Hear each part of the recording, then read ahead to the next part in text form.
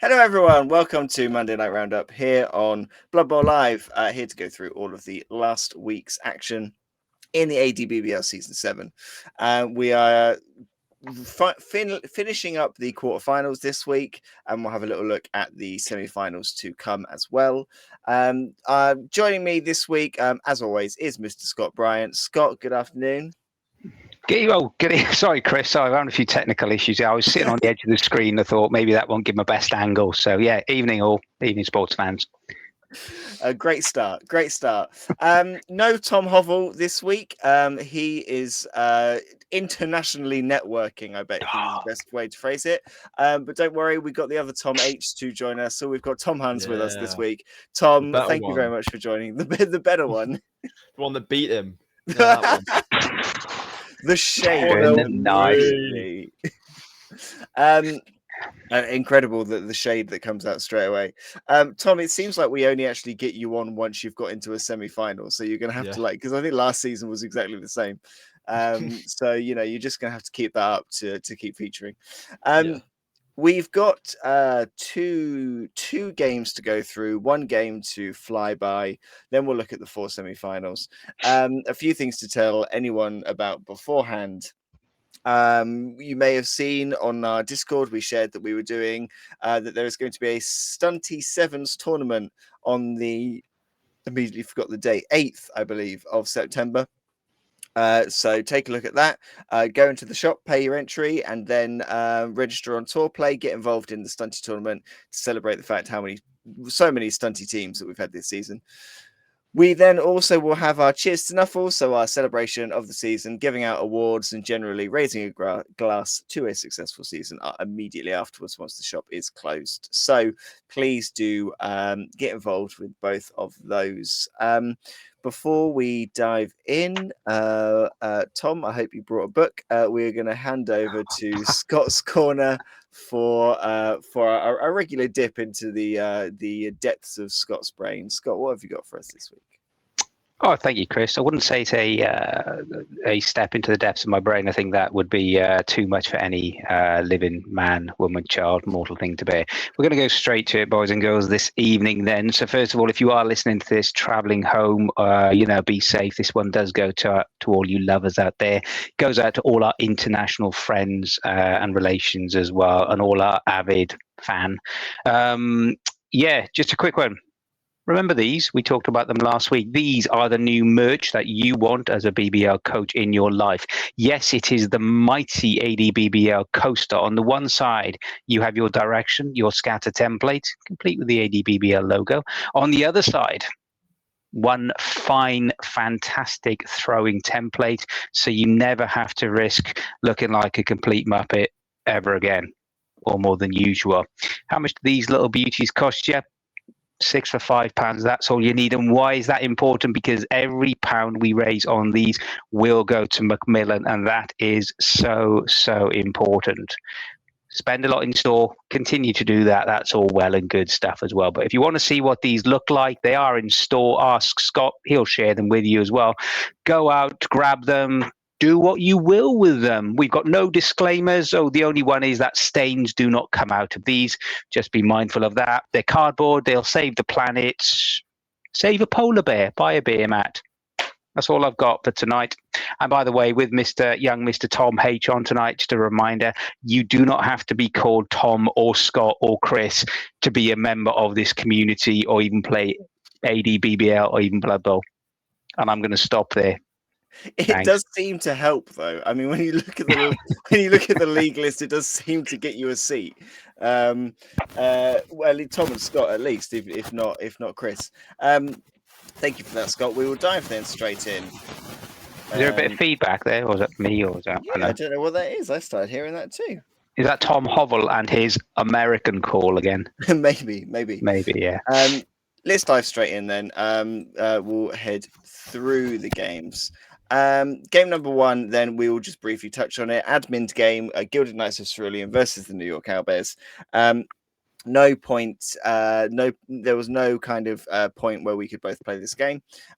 So before we do move on, then Chris, just for the viewers and for the listeners' pleasure, if you close your eyes now take us on the journey in your mind then.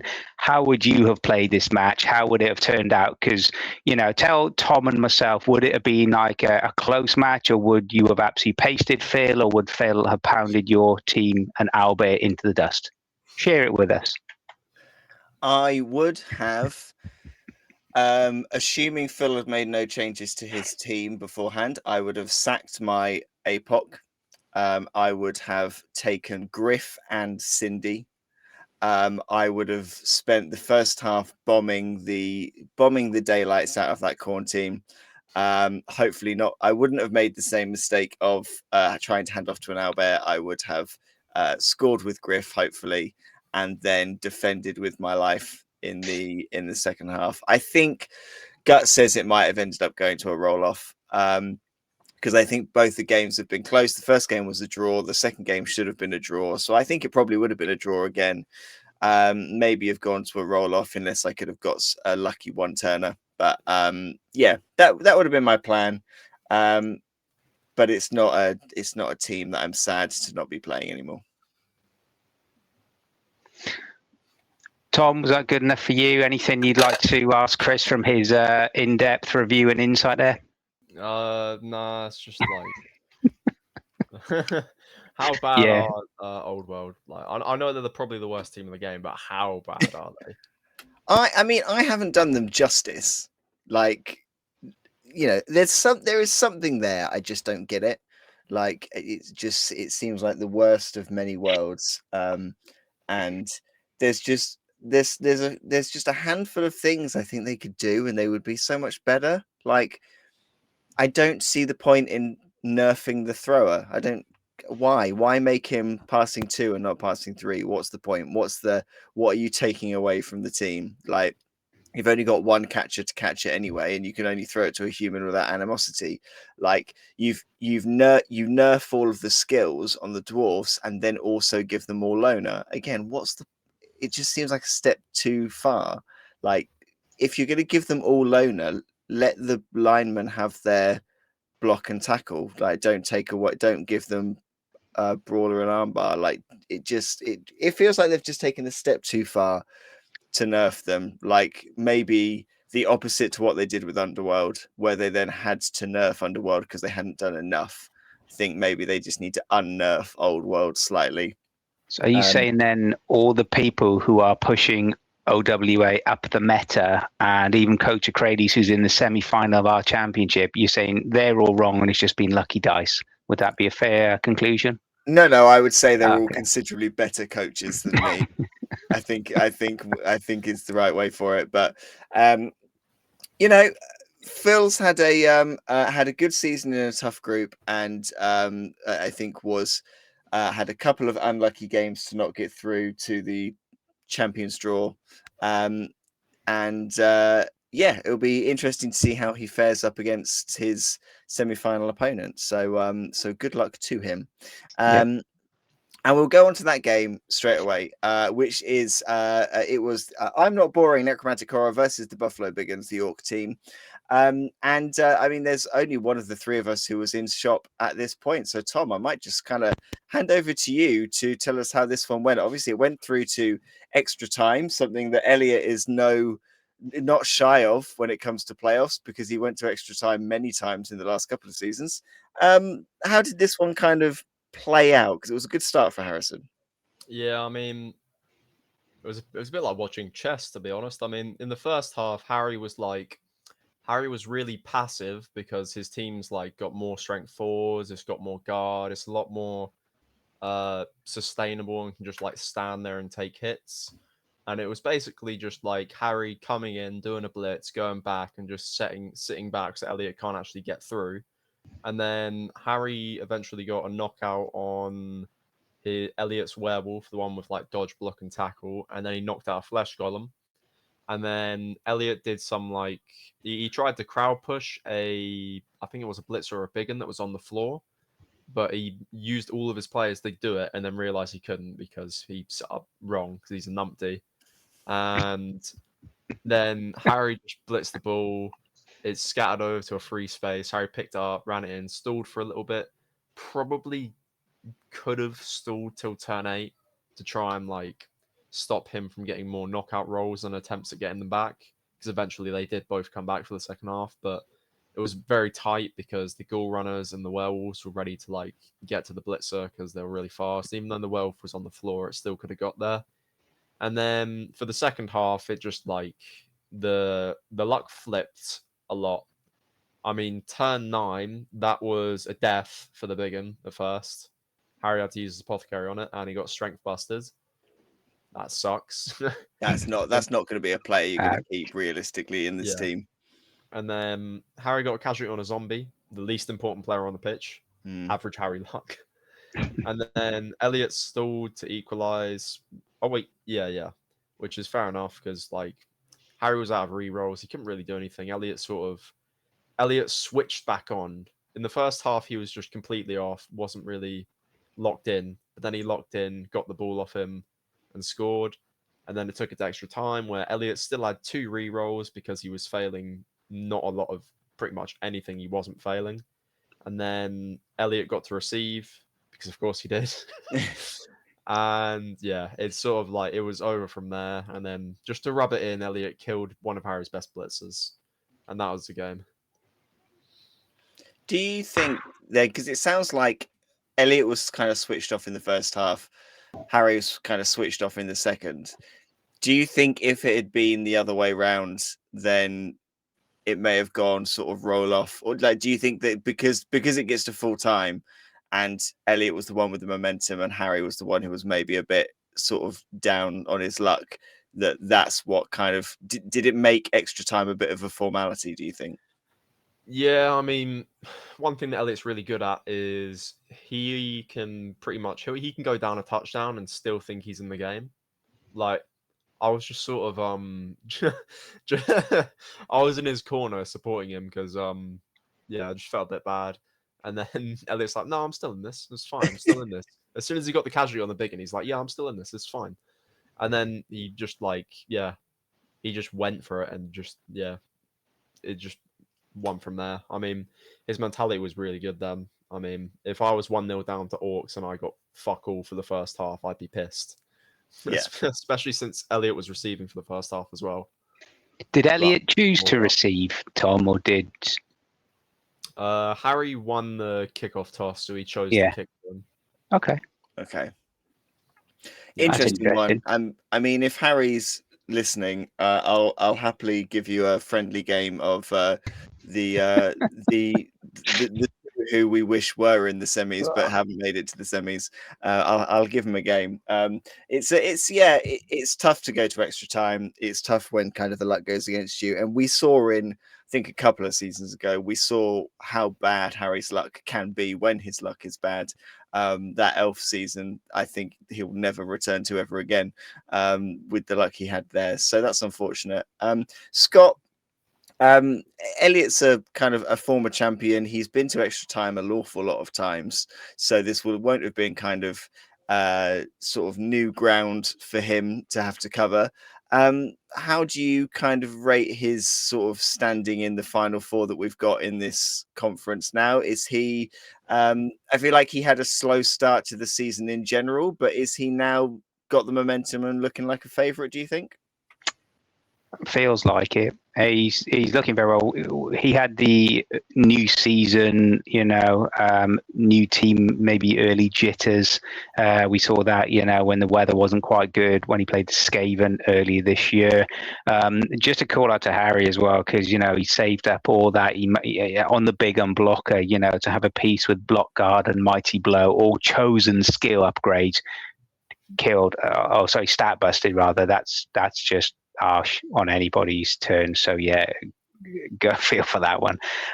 But Elliot's really done an interesting something. Tom, you said there that Elliot, even then when he's 1-0 down, doesn't feel like he's beaten. Feels he can sort of bring it back in terms of whatever it does.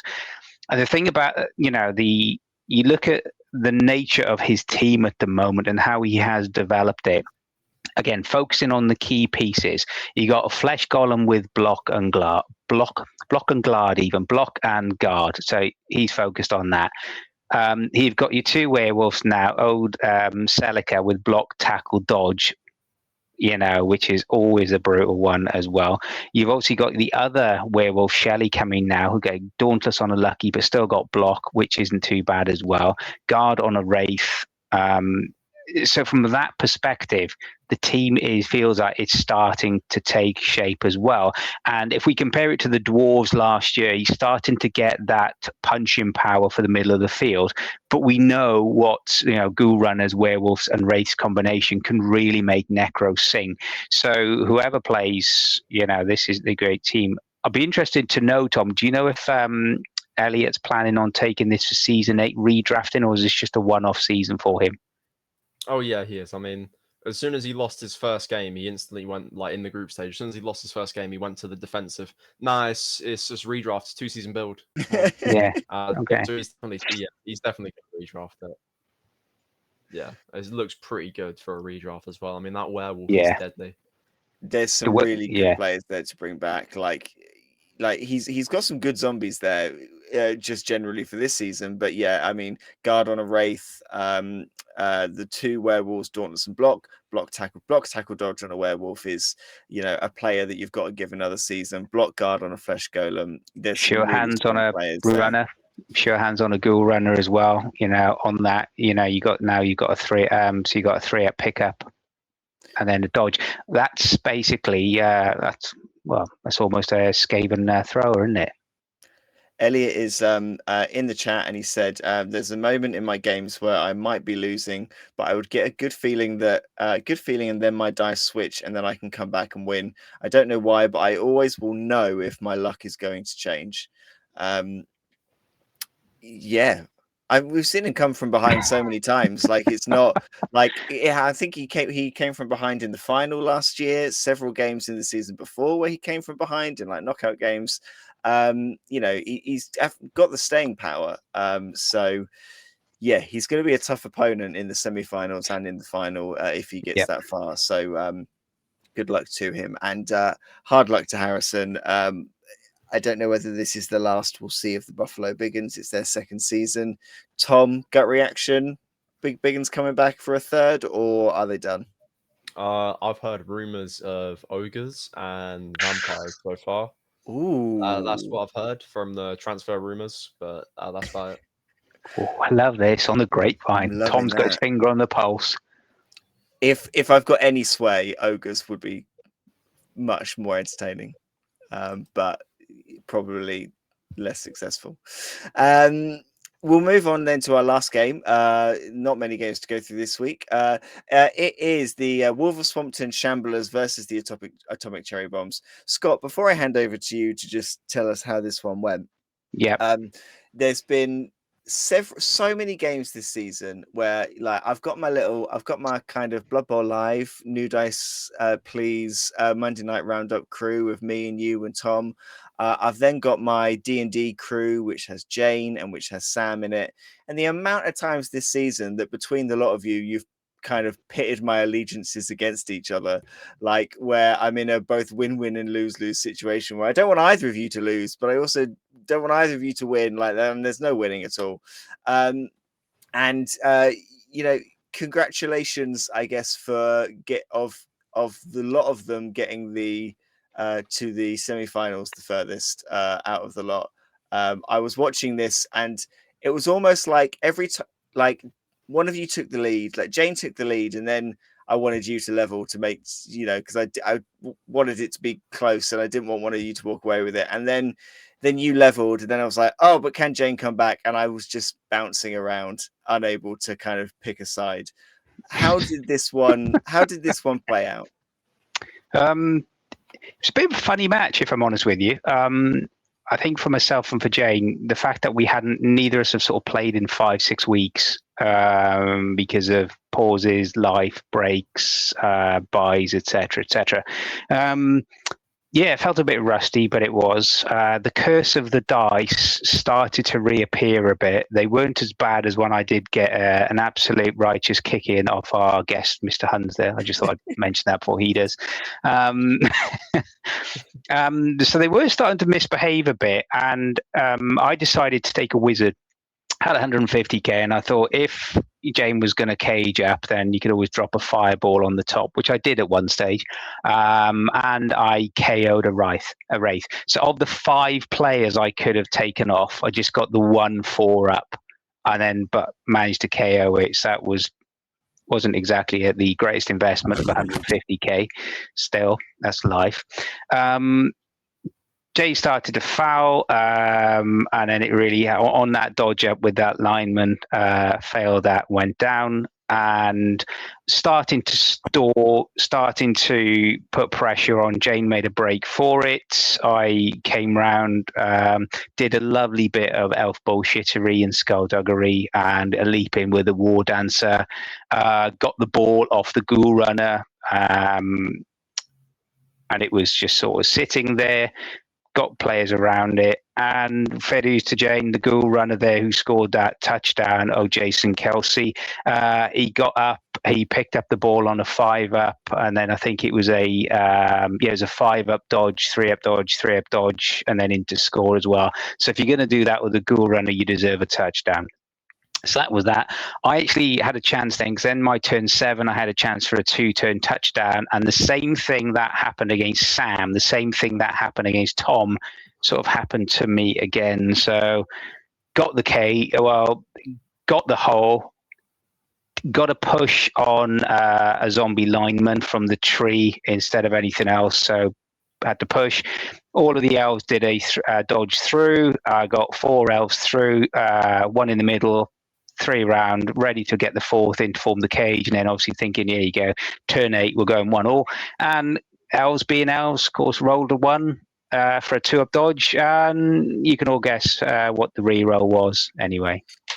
So it was 1-0 to Jane at half time. Second half came out. Oh, Bob Icing Bakewell started to do his stuff, got some injuries, was getting the KOs. Obviously, James was getting a few regens as well. I pressured one of the kickoffs, got the ball back after a blitz as well on the other ghoul runner, which got the stat burst. Got the 2-1 and sort of held on towards the end. And I think we could have both done things maybe slightly differently. Jane actually got to a position where she could have scored on her turn 14. So she was about to score coming down the side. I did my usual elf thing. War Dancer went in on a 3+4 dodge. Got the 1 dice, got the ball down, and when Jane went to pick it up with the werewolf, she failed on a 3-up pickup with a reroll. So the ball just sat there, and catcher elves being catcher elves, one of the guys just sort of dodged out, dodged in, picked it up, dodged out, and ran. And then on Jane's last one as well, she made a blitz with her wraith on a lineman, and then she forgot that, so she couldn't blitz the ball carry with her werewolf. So it's one of those, just, maybe we're getting too excited and stuff. And kudos to Jane, just a shout out for such good sportsmanship. So I'd finished my turn 16, and there were opportunities. She could have punched several players, but she said, no, I'm not going to take that off you, 4 players for the semi-final. So thank you to that, Jane. Off the cap. A much better person than I, who would have surrounded anyone on the floor and kicked the living crap out of them. Tom, you played Scott twice this season. I don't know if you've played Jane before, but possibly have played against Necromantic Horror before. This one clearly was quite a tight game. Sounds like it sort of was 1 dice roll one way or another from going sort of maybe to extra time. Do you think, looking at Scott's skills and stuff that he's got on this team now, it has kind of progressed into a team that it's got some really key players in there that are going to be quite a problem for his next game and game after that as well, and for a redraft are going to be really, really key. Yeah. I mean, that Icing Bakewell War Dancer, yeah, that is nasty. Block, dodge, leap, tackle, mighty blow. That's mean. He's rude. He's rude. He's rude. Yeah. So especially with the randomized jump up as well. I mean, if you don't break armor on it, that's just a problem. And then leader for the extra reroll is really good. Even the dodge on the randomized dodge on the lineman, yeah, that's nice. Just all the dodge is great because just AG2 with a reroll. Break tackle on the Treeman's quite funny. Yeah, I was hoping for a brawler or mighty blow, if I'm honest with you, Tom. But it could have been worse. It could have been armbar. So maybe against Mr. Reader and his vampires, maybe if I do need to make a rush and a go for it, you never know. Yeah, is the on this list of your team then, Scott? I mean, all of the players with skills have the right skill that if you chose, you probably wouldn't redraft a lineman, but if you chose to redraft them, I don't think you'd be sort of necessarily wrong. Is the Treeman high on your list with break tackle to bring back next season, or a new tree next season? No, and I may bring depends on what happens. I'll be perfectly honest with you. I've been looking at the redraft for obviously 1.3 million budget. Elves are stupidly expensive, especially if you think, oh, Bob there, well, he's 185, so he's going to be a 200k player coming back next year, which is, see Tom laughing, he can get half a team of Amazons for that. So that's going to be an interesting one. The key positioners I've skilled up where I wanted to. The catcher, I was debating earlier today about not taking him in the redraft and just going with a bog standard elf catcher, which at movement 8 catch and dodge is not a bad thing on any given day. So I re-rolled it because he had the points to see what random would come up with, and he got jump up, which, as Tom said, is pretty useful. If you don't put him down, and get rid of him, then he'll be up and away very, very quickly. So it gives me a few things to think about, but the tree will definitely, if the tree does come back, it'll be a brand new sapling. Yeah, starting to look at growing that next year. Key thing as well, is just they are expensive. I have an APOC which will be used to try and protect key players, who was actually used again on Bob on the weekend, who was just about to be going into the casualty book, and I re-rolled it, so he stayed on the pitch. And I thought, I don't want to risk it. So yeah, and then old Jacques Legato, the war dancer, 10 SPP. So I was thinking of either putting tackle on him, but I think I'm going to save up and do the stat bust. So he goes Adge 1. You'd like that, Tom, wouldn't you? Was that something you'd approve of, Tom? Yeah, see? So that's what I think we're going to go for. Adge 1, strip ball with block dodge lead. What do you want? And if you can't get Adge 1, break tackle, get it in. Break tackle will be funny as well. Yeah. Just horrendous. A last thing on for Jane on this one. I know how much she's really enjoyed playing this Necro team, and I think we'll see them.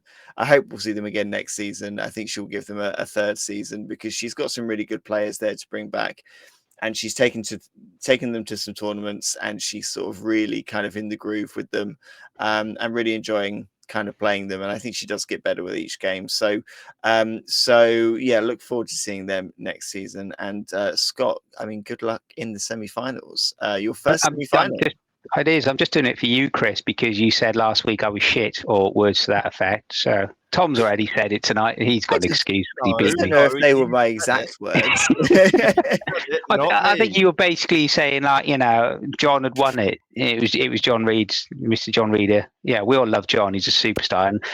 And yeah, so next week or a couple of weeks will be the first time I'm going to play with John.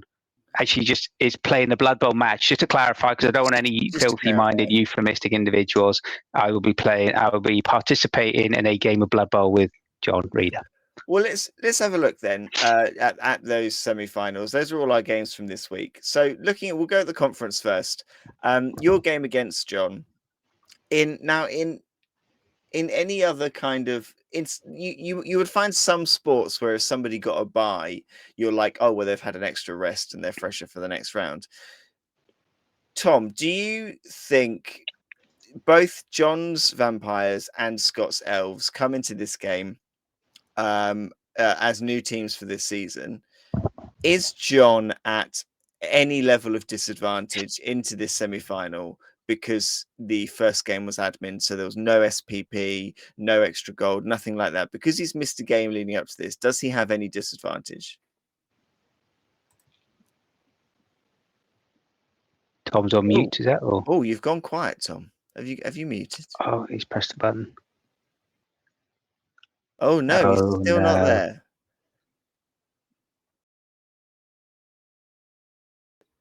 Not sure what's happened. Still can't hear you, Tom. Very sorry. I will ask the same question to Scott then. Scott, do you think that that John is? Are you happy that John has had one less game and one less chance to get some skills to face him at this point? I'm not going to say no to that. I think quite happy with that. John is a formidable coach. I mean, he can't be doing that bad. He's the 22nd best vampire player in the UK. So, he's done something pretty good. And if you look at what he's done with his vampires as well, again, he's chosen on the key players. So he's got Block Dodge Pro on his vampire thrower. He's got block dodge on the other vampire thrower. He's got strip ball and block on the blitzer. So you just know he's going to, if you even think about a cage, it's going to be, there you go. I'm just going to hypnotic gaze that corner and I'm just going to walk in. Thank you very much. Good night, everybody. I mean, that's what Tom did to me last year. So I've got the painful scars from that one. Actually, no, it was only 2-0. That's fine. It wasn't that painful. But yeah, the way I've got to look at that match from my perspective is John's got, he's got Bloodlust, he's got 4 re-rolls, and he's got Pro on one of the vampire throwers. It's got to be, go for the thralls. If you can survive with the elves, stay away, keep the ball at a distance. I do have a couple of decent war dancers now, can do a few things as well. So it's going to be an interesting one. Pointy teeth versus pointy ears. Tom, can we hear you again? No, we still can't hear you. I'm not too sure. Tom, you're a previous vampire coach though, so give us a Scott, I'm sorry to do this to you. Give us a thumbs up if it's John to win and a thumbs down if it's Scott to win. Thumbs down, Scott to win. He's a wonderful, wonderful young man, the future of modern society. That's what Tom Hans is. Looking at the next one. So what's your sorry, Chris, before we move on, what's your prediction? I think it's tricky because both of you have had such bad luck on your dice at various points this season. And I think it's got to level out. It's got to kind of it's got to level out for both of you. And at some point, you're both going to have the dice of your life. And if it comes in the same game, if it comes against each other, then it's going to be an incredible game. Because you can both score very quickly. On your day, you're both very agile teams. I think if John's dice behave themselves, then if John's dice behave themselves and he starts to remove some of your players with that strength 4, I think it's his. But I think if you can keep players on the pitch, I think you could maybe cause, and I only call it an upset because of John's experience here. John is a 2-time former champion, but I think if you can keep players on the pitch, I think you could possibly cause an upset here. I have to agree with Justin in chat. Strength over armor 8 across the board, so it's going to be an interesting one. But yeah, the winner of that game, Tom's had enough. Tom's vanished. Tom may come back. I'll keep an eye on him. I've got both windows open. I'll keep an eye to see if Tom comes back. The winner of that game will come up against either Elliot or Phil. No, we still can't hear you, mate. I'm really sorry. It's okay. It's okay. We'll get your thumbs again for Elliot versus Phil. Then thumbs up for Elliot. Thumbs down for Phil. Thumbs up for Elliot. 6-0. 6-0. Oh yeah, 5-0 or 6. That's an unfortunate reminder. Yeah, Love it. 6-0 for Elliot in this game. Well, actually, 6-0 when he was with dwarves was exceptional. So 6-0 with Necromantic Horror is more realistic. Possibly. I'm sorry, Phil. I mean, it probably is. But so you're on the fence then, Chris? Is that what you're saying? It's tricky with this one. I mean, Elliot I think Elliot's got the momentum going into this game. I think the kind of momentum is behind him, and possibly based on their previous games, possibly the confidence is going to be more with Elliot than with Phil. Scott, what do you think here? You know, if Phil's got the strength, if he can take out a few key players early on, do you think maybe there's an upset to be had here? Possibly, but the other thing is, well, the two key things for me, Elliot is on a 3-game win streak and he has got 140k in his pocket. That's always a nice thing to have as well. So yeah, I think I like Tom and yourself. I think my money's on Elliot. Sorry, Phil. There's a good amount of it.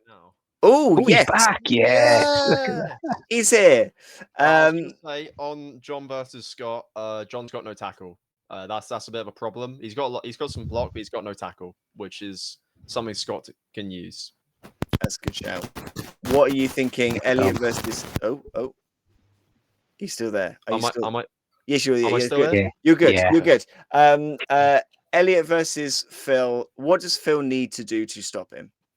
I mean, he's got a lot of bash in his team. I'd probably go after the flesh golems. I mean, one thing that I thought Harry did quite poorly was he targeted the werewolves, which was good, but he didn't target the ghoul runners.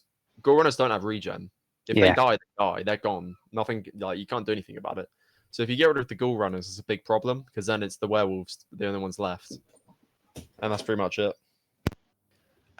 Justin's advice is to surf players as well. So Phil, there we are. That's your advice. Go and get it. See what you can do. Tom may or may not have disappeared again, but we will go on. No, he's back. There he is. Great. I was just answering my dad. Oh, cool. So we'll look to the Champions Trophy then, and Tom, we'll come to your game first. A pretty tough draw I don't think any draw in the Champions one is going to be easy. Robert, who has kind of gone under the radar with good results, racking up the right kind of results along the board. And got himself to this position, played maybe a few more kind of stunty teams than you on the ways, but those stunty teams have been James, so they've not been sort of easy games. How are you looking at approaching this one? I mean, in terms of like who I think is going to win out of the two of us, I think it's very much a 50-50 in how it's going to go, because Robert's got he's got some tools to deal with my stuff, but he's really only got one player that can actually deal with everything I have. Like, he's got some block, which can do good against my linemen. He's got some mighty blow, which is very good and will be a big problem for me. I mean, the only thing I'm actually worried about is Bone Beat Boogie. That guy he's got to go. The tackle mighty blow is going to cause you a problem, possibly. Yeah.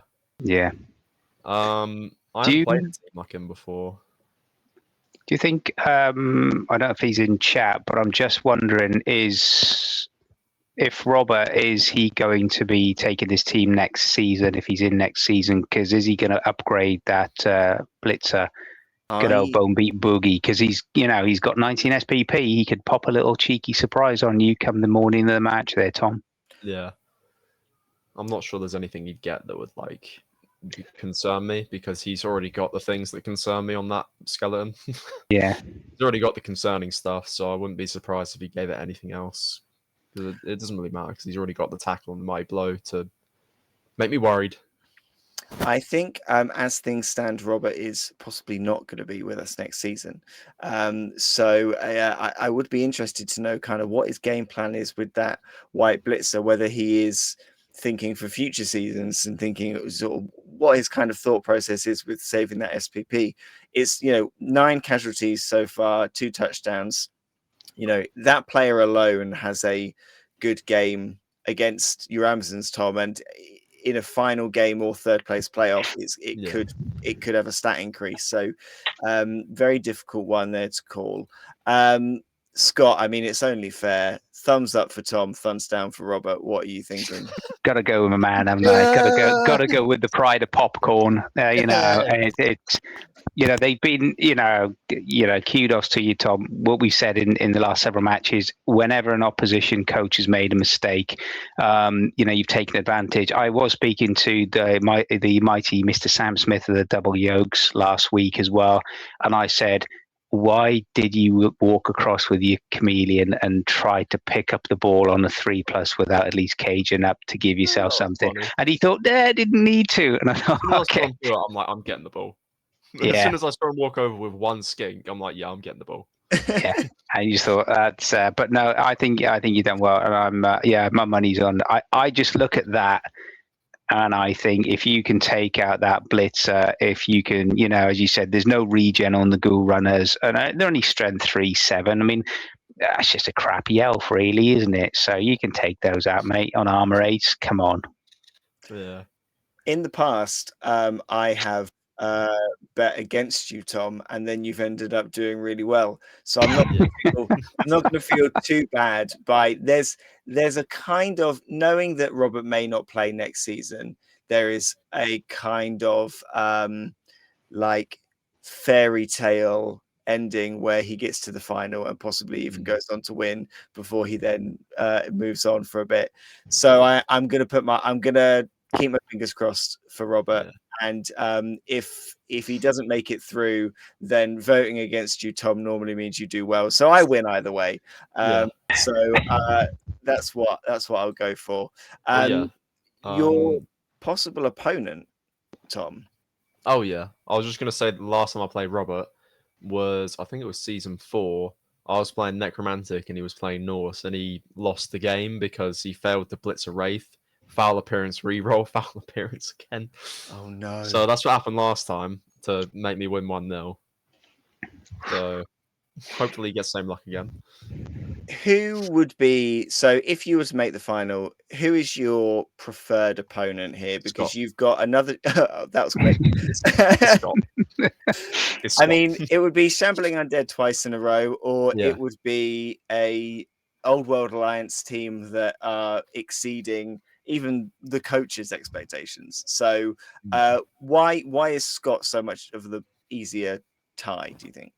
Well, I mean, Scott's team is what I think is one of the worst league teams in the game, and I think Shambling, besides Dwarves, are the best league team in the game because they literally just get access to everything. They start with everything. They start with 3 rerolls if they want to on the basic build, and David's had 2 seasons with them to build them up, and it looks nasty. So I'd rather have Scott because he's had less seasons and he's playing a much worse team.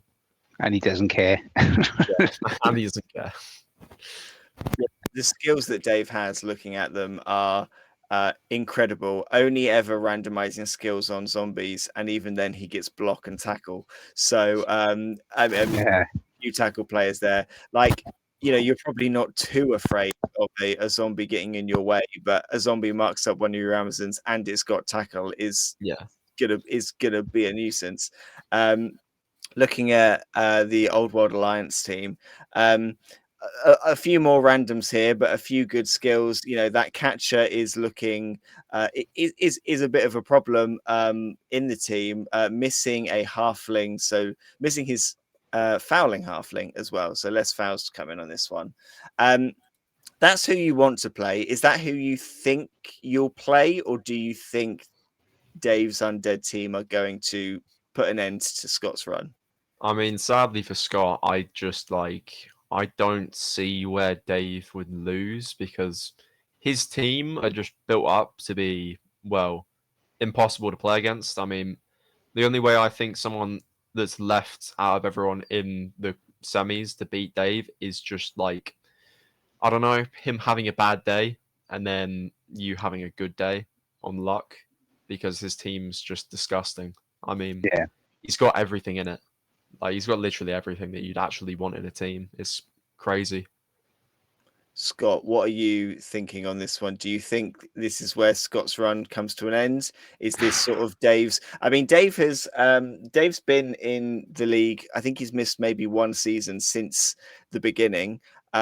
His first season, I think he got to the final against James, I believe. Do we think? I mean, we've got two coaches here who are arguably two of the best and most experienced in the league who have not been champions. So, that's very flattering for saying that about myself and Tom. Thanks, Craig. That's very nice. Thanks. Do you think this is Dave's to lose semi-final wise? Do you think Dave is good enough to get past this one and get past either Amazons or Undead in the final as well? I think Dave is an overwhelming favourite on paper for this one. You look at that, and you know what Tom said. Dave's got everything. If you were to, plan out and write down a necro team and all the skills build, that me or Tom or don't know. Anyway, if you were to write down the team and put the build list that you wanted, what would be a great build list? That's what Dave's got. So I think, as much as Head says, yes, it's going to be Dave. I'd love it. My heart would say I would love it if there was a time whereby Scott went through, just not because I think Dave's bad, and I'd love to see Dave win as well.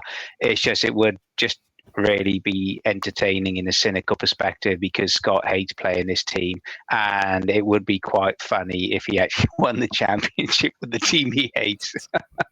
I think that would be a thing of beauty. There would be something. But I can't see it about it. Honestly, if you had to rank the other four coaches, I think at the moment it's going to be Tom and Dave top two, and then it's going to be Robert, and then it's going to be Mr. Phibbs. But we still think he's great. I think I don't want to do a disservice to anyone that Scott has sort of played, but I think Scott has got through to this point and has played a lot of coaches who I would say are kind of improving and are maybe not quite at their best yet, but are clearly improving season on season. I think this is his most difficult game of the season, and I think this will be the Old World Alliance's downfall. I think Dave has got this, but we will see, because I don't think we can discount him having just suddenly pulling something out of the bag and seeing how he gets on. So that's all our semi-final games. We'll have a quick look at some of the honors here. We've got a few honors on this list that you're wondering whether that is kind of what they're going to be, really. Double Yoke's currently the most valued team. If Phil could take that, because I can see Phil spending any money he gets in the next game, whether he wins or loses, just in order to maintain that. So there's still that up for grabs. Most Famed is still up for grabs. Tom, I'm sure you'll be hoping to dethrone Elliot from that one. Yeah. Rich as the most experienced. Dave could, I mean, there's a lot of SPP gap to bridge there, and Rich's team is most experienced, and it has been in the league for 4 or 5 seasons now, so possibly not going to catch that one. I think looking at most versatile, that looks like that's going to go to the Flamingos, unless the Hellions and the Shambling Undead can. Well, actually, it's probably close. I think they can probably bridge that gap there. Tom, is that most touchdowns? Do you think you've got that in the bag already? Do you think anyone's getting? I mean, do you think Scott and the Old World Alliance are getting 5 over 2 games, and you're getting nothing? No. Yeah, I'm actually quite close to, I think last season, most touchdowns of 27 by Elliot. So I'm getting quite close to matching that. I probably won't be able to, but if I can get that, that'd be cool. Well, I gave you 6, and the other Tom gave you 4. So yeah, just a nice thank you. You'll be fine. Yeah. Is the aim not to get most touchdowns, to get more than Elliot last season? Yeah, it is. Okay, yeah. right. Makes I'm sense. not worried about anyone getting more touchdowns than me at this point. I mean, it's a 6 touchdown gap where Scott's got a ridiculously hard game. Well, both Scotts have got hard games. David's playing Shambling. He's not going to be able to get 11 He's not getting 10 in 2, is he? Yeah, to take over me, and JD's out, so I don't think anyone's getting up there. Best defense, Robert, only conceding 1 touchdown all season so far, so that's a bit ominous there at the top of that one. Top score against best defense. That's going to be very interesting. That could really throw things out. Looking at most beasts, Rich currently sitting top of that quite comfortably. I don't think Dave is getting enough touchdowns to topple that result there. The most injured team is probably settled there. John's Gnomes taking an absolute battering this season. Well, both gnomes, isn't it? Because Dave had a bit of a couple of shockers in his knockouts. Oh, that's true. It's a tie at the top there for both of them. Gnomes and rats taking an absolute battering. Biggins currently top of most deaths, but all three teams just behind are still in the running. Dirty player and send-offs. That's been a given probably since game one. So Flamingos look like they're picking that one up. Tom, I think you're probably looking like taking that completions title away from Simon for most completions at the top there. Interceptions. Hey, Scott, you need one interception. That's all you need. I don't think anyone's ever won that with more than one. Best stunty, no stunty teams left, so we know that's been decided. And Tom, you are also taking best run by the looks of, or I think actually, so you will be, you'll be taking best run. I am just missing out on worst run on my side there. We've had one request to look at the bounty board. Bounties that remain in the game. Tarquinius Rosenthal for the Hellions is still an active bounty as things stand. And on the bounty board, I can't see anyone else that is active. So get your bounties in, people. There are players out there who deserve them. Players who deserve bounties. I am looking at that Python Warrior thrower. Absolutely deserves a bounty. Scott, what are you talking about? Deserves a bounty. Who does? Sorry. Who does Chris? No one heard you there. So let's move on. Oh, did I cut out there? Oh, what a shame. So get your bounties in for the last couple of games. See if we can get raise a bit more money with that, and see if we can actually get one claimed. Bounty's never been claimed over 2 seasons so far. That's it. That's us done. That's all the games gone through. 2 weeks of semi-finals, and then we'll have 2 weeks of finals and third place playoffs, ending in a stunty tournament and our cheers to Nuffle. So remember that. Have a look on the Discord for some more information on that. Thank you everyone in the chat. Thank you everybody for joining us. Scott, thank you for being here once again. Tom, thank you very much for joining us this week. Best of luck to both of you in your semi-final games. Fingers crossed to be talking to one of you as a finalist over the next couple of games would be fantastic. Thank you, everyone, for being here. We will have some live games coming for you over the next 2 weeks. We'll have the podcast coming out on Thursday and various other things that will be dropping. So keep an eye on all of that, and we will catch you next time.